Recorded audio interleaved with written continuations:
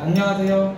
AI로 분석한 진학 진로 정보 종합 서비스 제공하고 있는 메이저맵 이중훈입니다. 오늘은 제가 좀 나누고 싶은 이야기는 이제 세계 다른 나라들이 그리고 이제 4차 산업혁명 뭐 이런 이야기들 많이 하고 있는데 그것과 관련해서 이제 사람들을 어떻게 교육해야 되는지 그리고 고용구직 문제들을 좀 어떻게 해결 솔루션들을 좀 더 만들어가고 있는지 뭐 이런 부분들에 대해서 좀 이야기를 나누려고 합니다. 저희가 지금 현재 하고 있는 서비스는 전국에 있는 모든 대학교 학과 그리고 실라버스 뭐 이런 내용들을 저희가 데이터들을 모아서 이제 딥러닝, 머신러닝으로 분석을 해서 이제 학생들, 고등학생들의 이제 진로 정보 서비스를 제공하고 있고 3월 기준으로 이제 매일 한 700명에서 한 1000명 정도 특별한 유료 마케팅 없이 이제 가입자가 계속 충족하고 있는 그런 서비스이고 고등학교에서 실제로 이제 수업 시간에 많이 사용되는 그런 서비스를 하고 있습니다. 네, 미래가 계속 많이 빠르게 다가온다 그러고 기술의 발전은 빠르게 이루어진다고 합니다. 그래서 뭐 대표적인 기술들이 여기에 뭐 이렇게 나열이 되어 있는데 여기에 있는 퍼센티지는 2020년 자료인데 2019년 대비 이제 증가를 했다는 거예요. 그래서 이런 기술들이 막 이렇게 발달이 되고 있는데 여기 계신 분들 중에 이제 자녀분들, 뭐 조카들 이렇게 있으실 텐데 그분들 중에 예를 들어서 뭐 드론 전문가가 되려고 한다, 혹은 뭐 사물 인터넷 전문가가 되려고 한다. 그러면 어떤 대학을 가야 되고 어떤 학과를 가야 되고 또 무슨 공부를 어떤 역량을 키워야 할까? 뭐 이런 것들에 대한 질문들이 굉장히 많이 있습니다.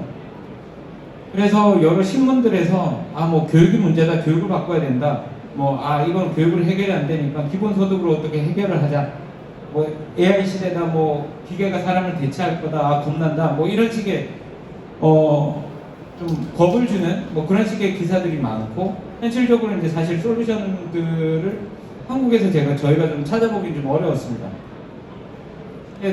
저희가 근데 좀 더 구체적으로 좀 파고드는 문제는 저희가 아무래도 이제 대학교 학과 정보들 많이 가지고 있다 보니까 이제 이 부분들을 어떻게 해결을 할까라는 점에서 좀 봤을 때는 현재에 일어나고 있는 실험 문제와 맞닿아 있는 것이 전공과 그 다음에 직업 간의 미스매치입니다.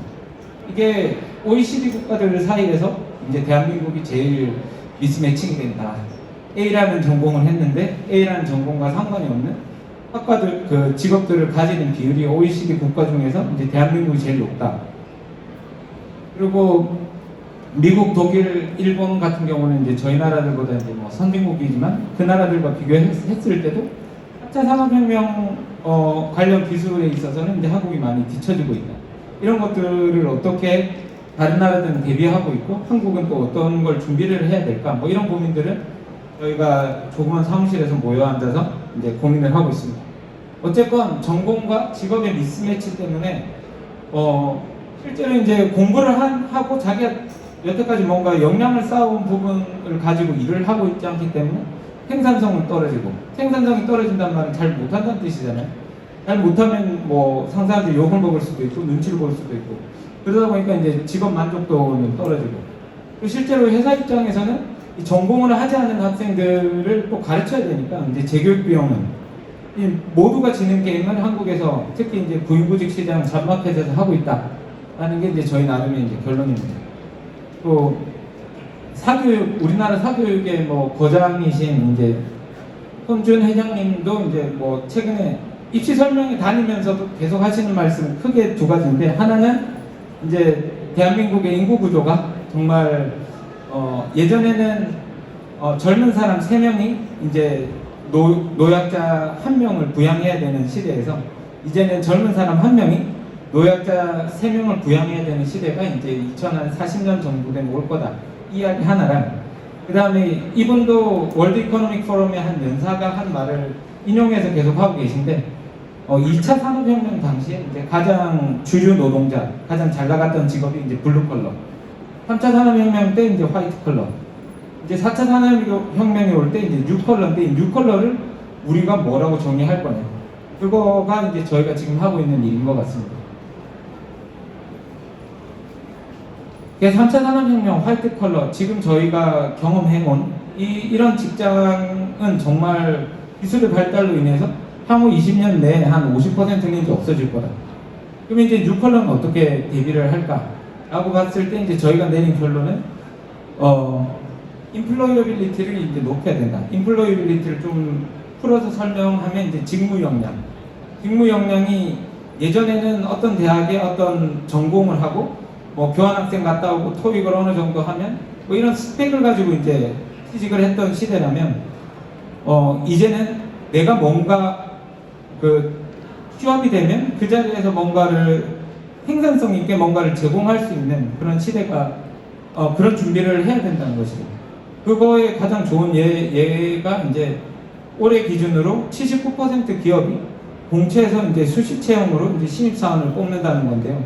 이게 무슨 말이냐면, 공채는 여러분들도 잘 아시겠지만 뭔가 잘할 것 같은, 역량이 있어 보일 것 같은 불특정 다수의 사람들을 이제 뽑아서 이제 한 2, 3년 교육을 잘 시켜서 이제 향후에 기업의 잠재력을 높이겠다라는 게 이제 공채잖아요. 근데 이제 이 공채를 뽑던 기업들이 이제 수시 채용을 다 바꾸는 거죠. 이 수시 채용의 의미는 당장 기업에서 정말 뭔가 필요한 그런 인재들을 이제 뽑는 형태로 이제 가는 거죠. 그러니까 정확하게 내가 뭘 할 수 있는지가 정의가 되어야 되고, 또 그것을 해본, 어떤 문제를 풀어본 구체적인 경험이 있어야만이 이제 취업을 할 수 있는 뭐 그런 시대라는 거죠. 결국은 뭐 노동시장도 기업은 어떤 뭔가 성과를 사는 거고, 개인은 자기가 뭔가를 생산할 수 있는 역량을 파는 건데, 과연 현재 저희 이제 교육 구조가, 이 시스템이 이제 이것을 뭔가 계속 이렇게 서포팅 할 수 있는 구조로 가고 있는가. 그래서 그런 데 대한 이제 질문들이 들었습니다.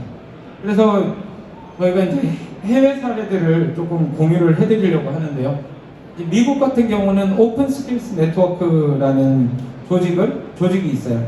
이 월마트에서 이제 처음에 돈을 대서 이제 시작한 조직이고, 작년 10월에 발족한 네트워크예요.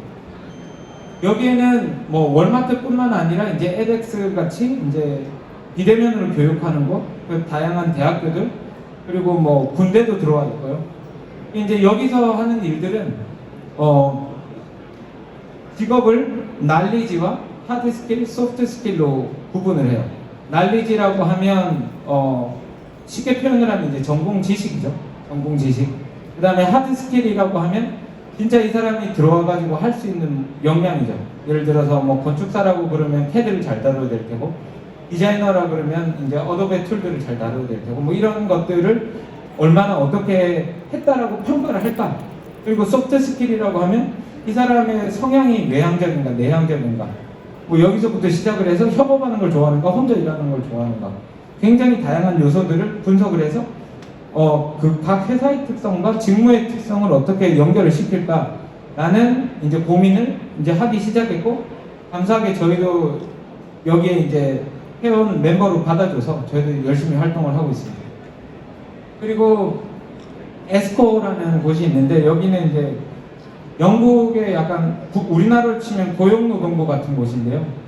2018년에 영국 최초로 4천만 개의 구인구직 광고를 인공지능으로 모아서 이제 인공지능으로 이제 분석해서 이제 영국 고용시장에 이제 데이터들을 제공을 하고 있어요. 제공하는 방식들이 뭐 이런 형태로 이제 다대다로 연결이 될 거잖아요. 어떤 한 사람이 하나의 직무에만 맞는 것이 아니라 다양한 직무에 맞을 수도 있고, 또 어떤 한 직무는 다양한 성격을 가진 사람들이 필요할 수도 있고, 그런 것들을 어떻게 이제 연결할까, 뭐 그런 것들을 고민하면서 이런 데이터들을 내는데, 뭐 데이터 분석하는 게 하나의 좋은 인사이트였고, 또 다른 인사이트는 제가 좀 전에 여기 이제 넘어갔었는데, 인플로이어라는 게 이제 개인의 역량이 평가가 돼야 되는 거고, 두 번째가 이 개인의 역량이 커먼 랭귀지, 마치 환율처럼 이제 기준 화폐처럼 어떤 개인의 역량이 표준화가 되면, 영국 내에서 예를 들어서 맨체스터, 리버풀 같은 경우는 이제 공업 도시고 무역을 많이 하는 곳이고, 각 도시별로 어떤 특수한 산업을 위주로 그 도시들이 발달이 되었는데, 그 도시에서 이제 필요로 하는 스킬과 그다음에 대학교에서 이제 뭐 어폐가 있는 편이지만 생산되어지는 스킬들을 이제 매칭시켜주는, 그 어디가 부족하면 어떤 걸 더 학과를 더 개설해야 된다든지 뭐 그런 형태로 이제 더 고용 시장을, 취업 시장을 유연화해서 이제 4차 산업혁명에 이제 대비하겠다. 이게 이제 연구의 접근인 것 같습니다.